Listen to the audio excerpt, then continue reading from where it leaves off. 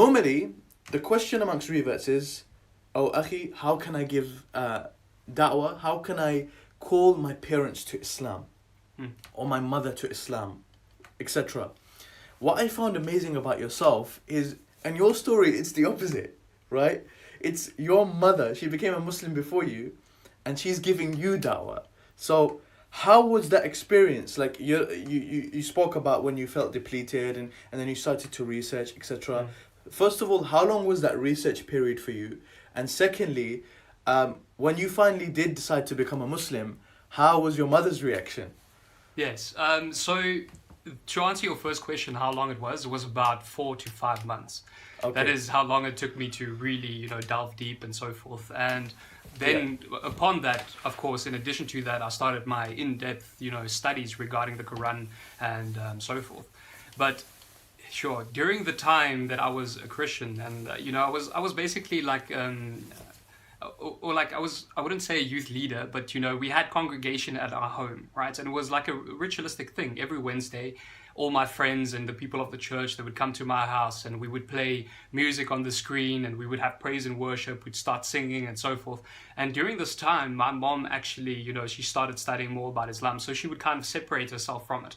But she would not outright tell me that you're not allowed to do this. So she would still give me my room to develop. So during that time, I would always try to turn the music a little bit louder to try and call her back to Christianity and so forth. And during that time, she would oftentimes call us afterwards and she'll make us cookies and tea and coffee so we can all sit together and have a nice discussion. And she would interact with some of the people that are there, start asking them questions about their perception of Jesus Christ, peace be upon him. And she would reference some verses within the biblical text and also the Quran and talk to them about Islam and so forth. But she never did direct dawah with me. The only time she did direct dawah with me was when I realized that, listen, I need to spread my wings. I need to rediscover who I want to be in life, because the quest of following my father's footsteps was starting to wither apart. So I decided to go work abroad for Royal Caribbean. Then what happened was that at the airport, she held me in a close embracing hug and she prayed a prayer over me to this God, Allah, who I did not know. I completely rejected at that time. And she asked Allah to send a very big angel with me, to guide and to protect me upon my journey. And I left for my flight and I landed in Australia and I got up on my ship. And that is when I opened my bag and I realized my mom put a Quran in my bag.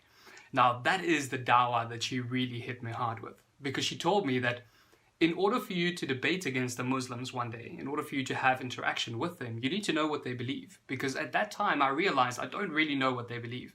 I would throw these verses at her, trying to reject her and so forth. But fundamentally, I don't really have that perspective of what the foundation of Islam is.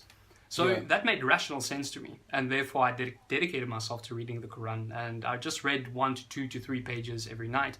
And I found myself completing the Quran from cover to cover. So the dawah that she did with me is just, it's extremely wise, because she did not try to, to throw information at me or anything as such, or to take me upon a journey. I think that at that time she was still also learning.